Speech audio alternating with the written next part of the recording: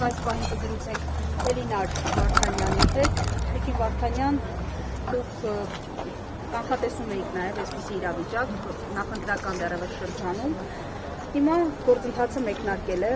ըստ ձեզ ընդդիմության հակաքայլը որը պիտի լինի այս իրավիճակում։ Հասկանալի է, որ իրավական պրոցեսների վրա ազդեցությունը այս պահին պետք է լինի նաև քաղաքական քայլերի միջոցով, որովհետև այն ինչ որ պետք է անվի իրավական պրոցեսում փաստաբանները անում են եւ շատ լավ են անում, թեև ես ինքս էլ շատ լավ հասկանում եմ, որ որևէ արդյունք ակնկալել միամտություն է այս դատական համակարգը բացառությամբ առանձին դատավորների ծառայել եւ ծառայելու է այս իշխանությանը, որքան էլ այս իշխանությունը ձևանի, թե այս դատական համակարգը իրենց չի ենթարկվում, իրենց կամքը չի կատարում եւ հակառակն է, մենք բոլորս ականատես ենք լինում, թե ինչպես են նախ իրավապահ համակարգի կողմից գործեր կարվում եւ հետո այդ շինծու գործերով մարդկանց տանում ամիսներով փակում կանանավայրերում, հետո իհարկե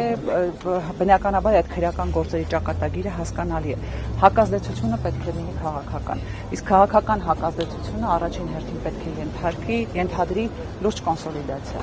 այսինքն քաղաքական պրոցեսների գեներացում պետք է տեղի ունենա եւ դրա համար պետք է կոնսոլիդացիա լինի, ոչ միայն այսպես դատանի մոտ տարբեր քաղաքական ուժերի ներկայացուցիչների հավաքվելու ձևով, այլ հստակ ճանապարհային քարտեզ սահմանելու միջոցով, որովհետեւ ելի եմ ուզում զգուշացնել մեր հայրենակիցներին, սա վերջին քրեական գործը չէ, սա վերջին կալանքի միջնորդությունը չէ, հաջորդիվ այլ քաղաքական գործիչներ են, այլ հանրային դեմքեր են եւ պարզապես մարդիկ, ովքեր այս իշխանության այլախոհներն են։ Այսինքն մենք հասել ենք մի փուլ, որ ամենևին պարտադիր չէ, որ մարդը զբաղվի քաղաքական գործունեությամբ։ Բավարար է լինել այլախոհ եւ սպառնում է ձեզ հայտնվել այս կամ այլ մնացած դատական ատյանների դահլիճներում եւ ստանալ կալանքի մասին որոշում։ Հետևաբար ես կարծում եմ, որ հապաղելու տեղ էլ չկա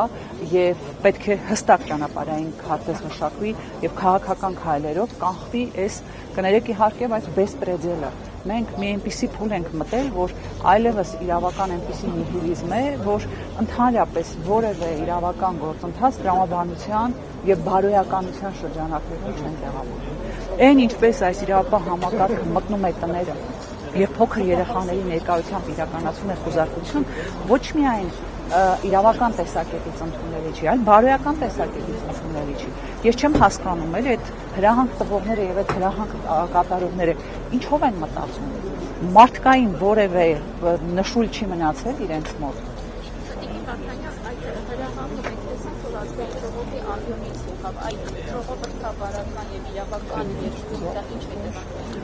Եկեք սկսենք նրանից, որ մենք վաղուց այլևս հատել ենք ժողովրդավարական եւ իրավական կոչվելու հնարավորությունը, որովհետեւ այս իշխանությունը չի թողել որևէ հնարավորություն պետությունը ժողովրդավարական եւ իրավական կոչվելու։ Եթե կլինեինք իսկապես ժողովրդական եւ իրավապահ համակարգի խնդիրը պետք է լիներ հենց այդ հրահանգ տվողին մեկուսացնելը։ Մինչդեռ մենք ապրում ենք ուրեմն ռեպրեսիաների շրջանում, որտեղ այդ մարդու հրահանգը իրավապահ համակարգի ամենաբարձր օղակից մինչև ամենացածր օղակի համար դարձել է, այսպես